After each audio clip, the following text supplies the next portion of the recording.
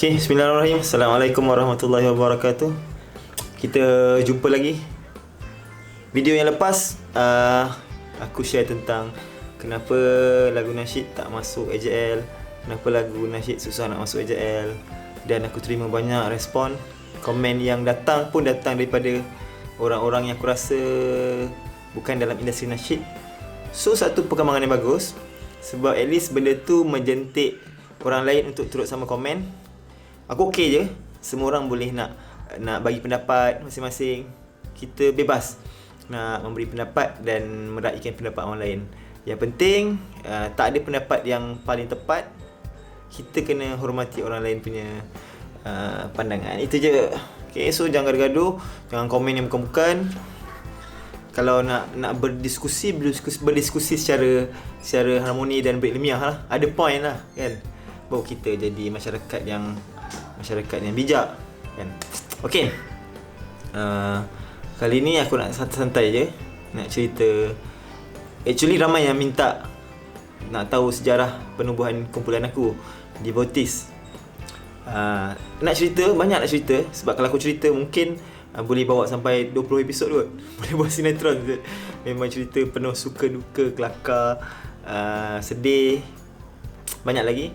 Tapi kali ni aku nak grab beberapa momen sepanjang jadi artis, benda-benda yang kelakar, sedih, yang mengimbau memori lah. Dia macam gini. Cerita ni akan jadi hint kepada perjalanan Devotees ni. Aku akan ceritakan pada episod lain nanti. Tapi nak ceritanya, aku pernah sebut sebelum ni, pengurusan kita orang, sewaktu Devotees diuruskan dulu, kita orang ada masalah dengan pengurusan dari segi ketirisan, salah guna kuasa, penindasan, macam gitulah. Gitulah sejarah hitamnya Devotees ni. Jadi hari ni aku nak share sikit, iaitu antara pengalaman show kita orang yang aku masih ingat. Aku pilih 3 je lah. Yang paling ingat, yang pertama, show pertama ialah show tu tahun 2004. Waktu tu kita orang dah berempat lah. Aku, Adi, Syauqi dan Muhammad. Kita orang dah dalam proses nak rakamkan album. Waktu tu 2 lagu je dah rakam. Lagu pertama yang kita orang rakam ialah lagu Mencari Cinta, ciptaan Yasin. And then kita orang rakam lagu Mahar Cinta. Lagu Mahar Cinta waktu tu nama dia bukan Mahar Cinta, tajuk dia Untukmu Selamanya. Okay, jadi lepas siap tu, kebetulan kita orang ni dah ada orang-orang yang tahu jugalah akan buat album, akan jadi artis semua kan. So ada pihak UIA. Aku waktu tu UIA PJ, UIA Matric. So dibagi tahu ada show, jemputan show di UIA Gombak, di Mahalah. Mahalah ni college lah, tapi kat UIA dipanggil Mahalah. Ada satu mahalah perempuan ni panggil untuk show. Tapi payment ceput je. So kita orang decide, kita orang senyap-senyap, kita ambil show ni, jangan bagi tahu manager. Sebab kalau dapat tahu kat dia nanti kena tapau dia seorang ke, kena apa kan. So kita orang decide untuk senyap-senyap. Nak tahu harga berapa banyak payment tu? Payment tu jumlahnya ialah RM150 satu grup. Tahu, RM150 satu grup 4 orang. Kita orang pun okey, ambil je lah kan. Tak tahu apa kita orang fikir masa tu. Kita decide nak ambil je lah show tu.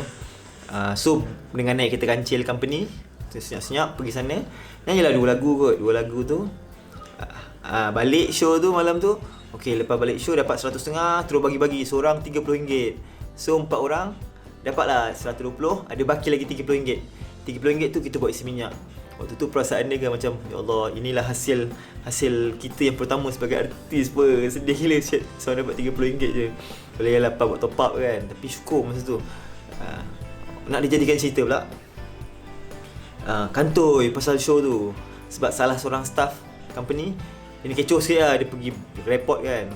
So kita orang kena basuh juga lah masa tu. Kena pergi show, membelakangkan management kan. Sebab kalau ikut management, kau bayangkan, kita orang cuma akan dapat 30% saja daripada jumlah bayaran.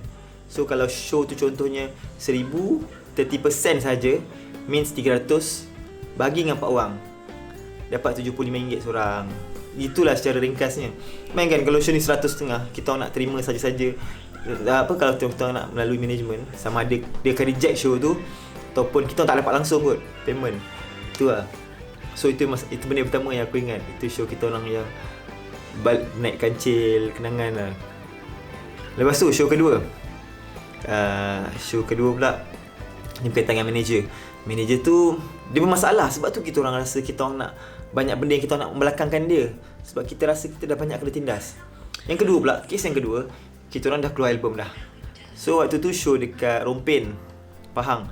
Show tu ialah show macam road show RTM. Jadi dia kat open, dia macam buat carnival 1, 2, 3 hari gitu. So ada artis-artis dekat stage dia lah. So kita orang pergi sana, nyanyilah lagu first album, nyanyi. Masa tu masih baru lagi lah, kira dalam tempoh promosi lah. Habis show dia, manager jumpa kita orang. Dia kata, okay, dia cakap dengan ketua kita orang lah, Mat, abang dah masukkan, dah isi borang. Sebab kalau show melalui government, RTM, radio ke apa, akan pakai LO.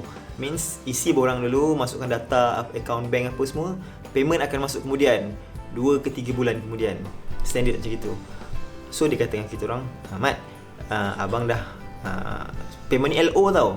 So abang dah isikan borang, nanti dia masuk account Mat lah. Kita orang pun okey. Tapi dalam masa yang sama, kita orang sangsi jugalah. Bukan ke kalau yang sign LO tu orang yang pemilik akaun tu kan, kenapa kau yang signkan untuk dia? Nombor akaun boleh letak nombor akaun dia, tapi yang sign takkan kau sign. Mestilah pemilik akaun tu yang kena sign. Kita orang dah suspicious juga lah. Tapi waktu tu kita orang macam telah diikat something lah, supaya kita orang kelu lidah. Ada benda yang tak puas hati, kita akan tak boleh nak luahkan, tak boleh nak cakap. So pada satu hari, aku tak ingat berapa lama lepas tu, waktu tu aku duduk dekat rumah company lah, dekat Kota Damansara.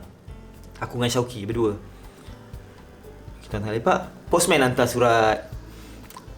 Aku senyap-senyap ambil surat tu, tengok urusan Seri Paduka Baginda. Aku suspect ini adalah surat pemberitahuan tentang payment ke apa ke something lah. Tapi aku nak buka juga. Waktu tu manager tak ada. Aku dengan Syauki je diorang.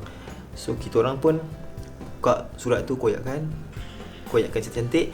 Buka dalam dia, betul, surat mengatakan bayaran untuk persembahan tu telah pun dimasukkan ke akaun apa? Ke akaun manager tu. Dia tipu kita orang, bukan akaun Muhammad. Aku tak ingat payment tu berapa. Sama ada 500, 1000, 1500 atau 2000. Itulah payment dia. Tak banyak lah, tapi maksudnya ada lah payment tu. Aku rasa macam, uish, aku dah agak dah. Mesti dia nak songlap juga kan duit ni kan. Cakap duit kat Mat kan. So kita orang pun, aku dengan Syauki, zaman tu Kota Damansara tahun 2005, tak ada IKEA, tak ada Nexis, tak ada apa yang Giant semua yang ada sekarang kat Kota Damansara, tak ada. Yang ada cuma kedai mamak dekat dengan tempat kita orang tu. Situ adalah kedai makan, kedai photostate, kedai Adobe, yang basic-basic lah. So kita jalan kaki. Zaman tu tak ada motor, basikal pun tak ada. Ada basikal pun okey lah kat KL, at least boleh lah nak berjalan sekitar rumah tu kan. Tak ada. So jalan kaki, pergi kedai photostate. Aku photostate surat tu. Lepas tu aku beli gam. Aku gam balik. Aku masukkan balik surat yang asal dalam envelope. Gam balik, masuk balik dalam peti surat. Buat macam seolah-olah tak pernah dibuka lah. Kopi dia aku simpan. Waktu tu aku dah start mengumpulkan bukti-bukti yang kita orang ni sedang ditindas, ditipu lah. Banyak lagi benda lain lah. Semasa kita orang dah tahulah duit tu ditipu lah. Duit dah masuk tapi tak masuk akaun kita orang pun. Dan yang show yang ketiga, ini yang terakhir lah, yang aku nak ingat. Pada tahun 2008 kot, 2007, 2008 ataupun 2006, 2007. Di saat penghujung manager tu menguruskan kita orang, waktu tu nak diambil alih, kita akan diambil alih oleh seorang manager perempuan, Kak Tini. So Kak Tini ni akan jaga kita orang. Waktu tu kita orang show malam di hospital Kuala Lumpur, dekat Dewan dia. Aku tak ingat event apa. Waktu tu kita orang show tu di dalam Dewan. Okey, bayangkan kita orang atas pentas. Kau bayangkan atas pentas. So depan dia ialah audience, dan atas yang kita tengok tu ialah tempat control PA system. Standard Dewan means kalau kau masuk Dewan, kau akan nampak stage. Kalau kita masuk Dewan, nampak stage. Atas kita ialah audio, orang akan jaga audio. Okay, so means di atas pentas kita akan nampak orang audio di depan kita lah. Okay. So bila kita nyanyi habis semua orang, habis show je pergi masuk bilik VIP, Kak Tini cakap apa? Manager kita orang kata, "Weh, si setan tu."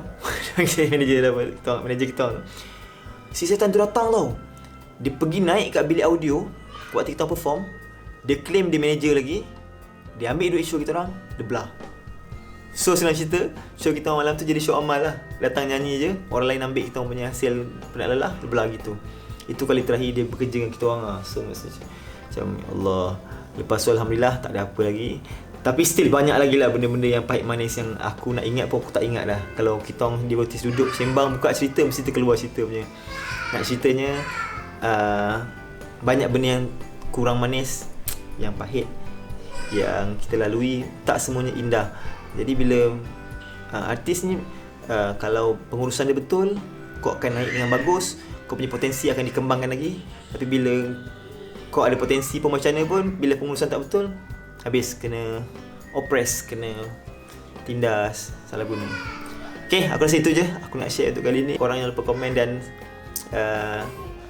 respon apa yang aku cerita hari ni. Apa yang korang nak tahu lagi, aku akan cerita lagi. Lepas ni mungkin banyak konten pasal devotees juga. Okay, terima kasih kerana menonton. Assalamualaikum.